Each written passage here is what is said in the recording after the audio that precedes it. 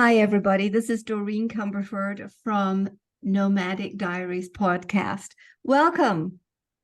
Today's podcast is actually from the NaPodPoMo podcasting series, and that is the National Podcasters Posting Month for the month of November.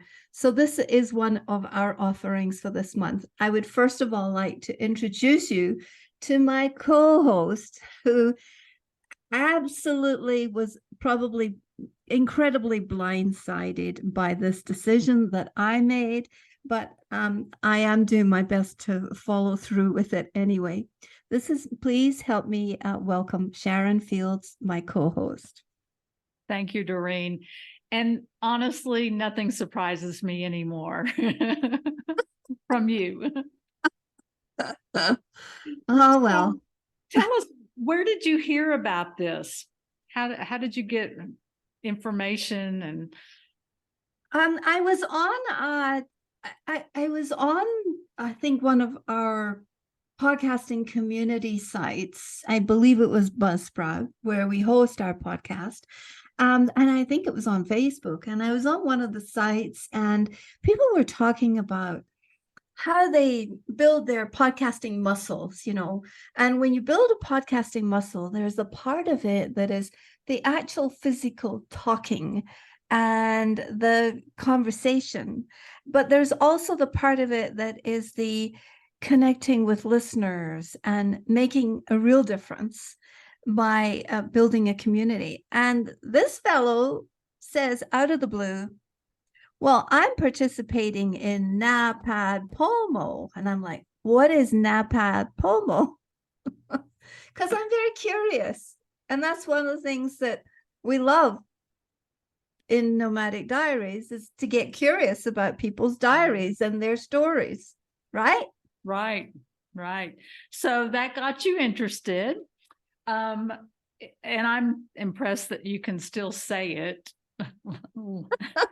I am too. I get tongue-tied all the time when I even try to think about it. So that got you interested. So why do it? Why are you doing this challenge? Well, I felt like it would be, number one, good for our listeners, because it's a way of curating content that makes more sense. Now, I haven't necessarily gone down the path. We have not made necessarily good sense, and this has not been a heavily curated content process, but it is a process by which we've been able to put things on Nomadic Diaries about some of the core subjects that we want to talk about. And so what are some of those subjects that you're going to be covering? Well, some of the things that we have covered, can I just share some of the things that we've covered so far? Absolutely. There's several topics that I had either written about or had presented on at on different summits or different other people's podcasts or in conferences. And because I had all this body of writing, I hadn't necessarily shared it anywhere else. And I thought, well, it needs to be shared on NaPodPoMo. So some of the subjects that we have covered today is I have done some readings from the book Life in the Camel Lane. And I've called it Sporadic Diaries because that was the first thing that came to me. This is just very sporadic. I've read about disruption from Life in the Camel Lane. I've read about driving in Saudi Arabia, weddings, and I have had a conversation with one of my mastermind partners about frenetic busyness, and how she is a very devoted lover of saints. And so that was completely kind of off the wall, but we had this lovely conversation. So that's on there. The Guide to Mastering Constant Change. I had written that, never shared it before. So, and the death and dying was a very, very special one. So I did one on death and dying as an expat overseas, because that tends to be overlooked. Do you see what I mean about mishmash? Right. And how do you get your inspiration for the topics? Because it is kind of a mixture of everything? Well, that's a good question. A lot of it was already written but not published. Ah, yes. And so, for instance, I had the A to Z of a guide, an A to Z guide to mastering constant change. And it's always at the back of my mind, you know, if you're managing change and you get overwhelmed, which is easy, you have to have go-to practices or principles Mm. to put into effect right then. And I have 26 of them. So I made them A to Z, but I had never shared it. I had never published it. So That's fantastic. And I encourage everyone to listen to that episode, because I'm sure that we can all benefit from even just a few of them. yeah, So I mean, nobody you- wants to use all of them, right? right, exactly. Do you have some ideas for the rest of the time for your challenge? It's 30 days, correct? Yes, it's 30 days and we're at day 14, and I think I've managed to publish maybe 11 or 12 at this point. I do have a few already in the can, as they say, sort of in the background that will be launched on just various subjects. I have more chapters from the book Life in the Camel Lane, but I had this great idea this morning that we have been interviewing some fabulous guests on the regular podcast. Yes, we have. And what I thought I would do is I would gather every book that I have in my house and just, you know, maybe even for the last week, just do like read from a little bit from their books, which is the way I started out. I read from Tanya Crossman's book, Misunderstood, but just sort of give the listeners, hey, here's a book on living the life cycle of an expat overseas on such and such a subject. Let me read a little bit from it and then just a little bit of commentary. That's a great idea.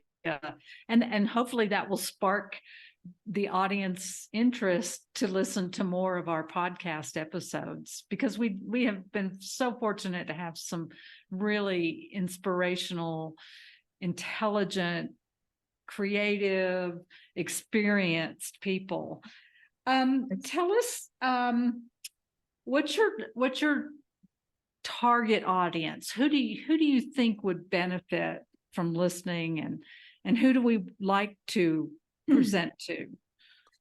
Well, the audience that we are seeking to love on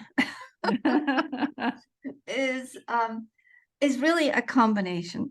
They are people who are either short or long-term expats who have lived outside of their native country. Now, they don't need to be fixed expats. They can also be nomadic expats. So we're talking about fixed expats, people who have repatriated and lived overseas and are now in the recovery process from that. The third category I would say is like digital nomads. And maybe the fourth category is probably people in their third chapter who are considering launching a new life overseas and are interested in the consequences and the process by which you do that.